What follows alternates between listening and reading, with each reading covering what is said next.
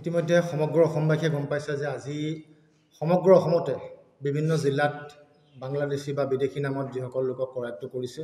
আমি প্ৰথমতে আমচু খিলঞ্জীয়াৰ তৰফৰ পৰা আমি হিমন্ত বিশ্ব শৰ্মা ডাঙৰীয়াক ধন্যবাদ জনাইছোঁ। যদি প্ৰকৃতাৰ্থত বাংলাদেশী বা বিদেশী লোক আছে তেখেতলোকক বিতাড়িত কৰক, তাত আমাৰ ক'বলগীয়া নাই। কিন্তু আজি আমি দেখা পালোঁ, আজি বৰ্তমান মই মেৰাপানীত আহি দেখা পাইছোঁ যে যিসকল ব্যক্তিক ডি ভোটাৰ নামত তথা বিদেশী নামত কৰায়ত্ব কৰিছে তাৰে দুগৰাকী ব্যক্তিয়ে ইতিমধ্যে জাজমেণ্টৰ কপি আনি তেখেতক দেখুৱাৰ পাছত আৰক্ষী এৰি দিছে। ইয়াতে এটা কথা গম পোৱা যায় যে বৰ্ডাৰ বিভাগে মানে যেনেধৰণত লোকসকলক হাৰাশাস্তি কৰিছে বা কোনো নথি পত্ৰ নচোৱাকৈ বা তেখেতলোকৰ পুৰণা নথিৰ ভিত্তিত যিসকল লোকক আটক কৰিছে, সেয়েহে বৰ্ডাৰ বিভাগৰ ব্যৰ্থতা মানে ওলাই পৰিছে।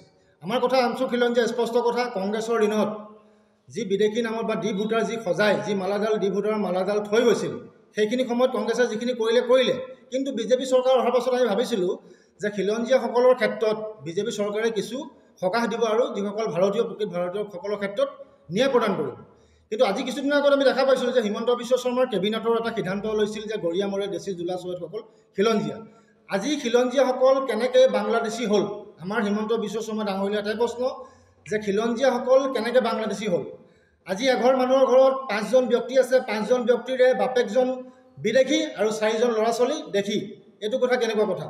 এতিয়া আমি আজি আপোনালোকৰ সংবাদ মাধ্যমৰ জৰিয়তে আমি হিমন্ত বিশ্ব শৰ্মা ডাঙৰীয়াক এটা কথাই জনাব বিচাৰিছোঁ যে আপুনি এই বিষয়টো হস্তক্ষেপ কৰি অসমৰ যিসকল খিলঞ্জীয়া লোক আছে, গৰিয়া মৰিয়া দেশী জোলা লোকসকল আছে, এই লোকসকলৰ কিবা কাৰণত ভুলবশতঃ হয়তো তেখেতলোক বিদেশী বা ডি ভোটাৰ সমস্যাত ভুগিছে বা সোমাই গৈছে। কিন্তু এইসকলৰ ক্ষেত্ৰত আপুনি কিছু নিজে স্থিতি লৈ পেলাই এইসকলক ন্যায় প্ৰদান কৰাৰ ক্ষেত্ৰত গুৰুত্ব আৰোপ কৰক। আৰু যিসকল ডি ভোটাৰ বা বিদেশী যিসকলৰ লোকৰ লগত হৈছে, তেওঁলোকৰ পৰিয়ালৰ লোকে আমাক জনাইছে যে আমাৰ সংগঠনৰ দ্বাৰা তেওঁলোকে এটা গুৱাহাটী চলো কাৰ্যসূচী লৈ পেলাই এই বিষয়টো সমাধানৰ এটা ৰাস্তা বিচাৰিব। আৰু যদি হিমন্ত বিশ্ব শৰ্মা ডাঙৰীয়াই যদি এই সমাধানৰ ৰাস্তা উলিয়াই নিদিয়ে, তেখেতলোকে ব্ৰহ্মপুত্ৰত গৈ দি আৰু আত্মহত্যাৰ দৰে ব্যৱস্থা ল'ম বুলি আমাক জনাইছে।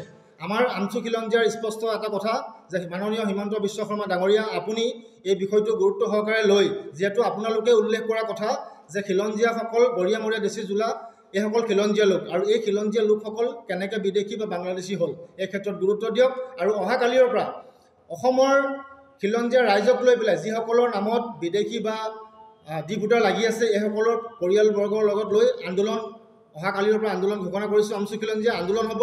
পৰৱৰ্তী যেতিয়ালৈকে খিলঞ্জীয়াসকলক ডি ভোটাৰ বা বাংলাদেশীৰ পৰা মুক্ত নকৰালৈকে এই আন্দোলন অব্যাহত থাকিব। হয়, নিশ্চিতভাৱে আমি বাংলাদেশী বিতাড়িত কৰাটো আমি বিচাৰোঁ। আমি চৰকাৰ তথা প্ৰশাসনক আমচু খিলঞ্জীয়াই পূৰ্ণ সহযোগিতা আগবঢ়াম।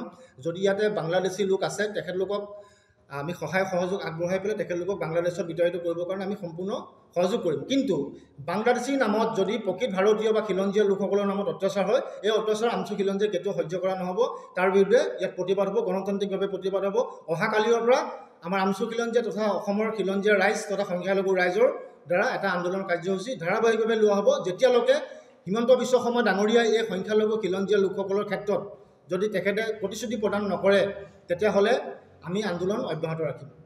হয়, আমি শুনা পাইছিলোঁ যে খিলঞ্জীয়া লোকসকল বা গৰিয়া মৰিয়া দেশী জোলা চৈয়দ লোকসকলক যি জৰীপ কৰা যি কথা কৈছিল, এইটো বহুত দিনৰ আগৰে কথা আছিল, কিন্তু আজিলৈকে কোনো কাৰ্যত পৰিণত নহ'ল।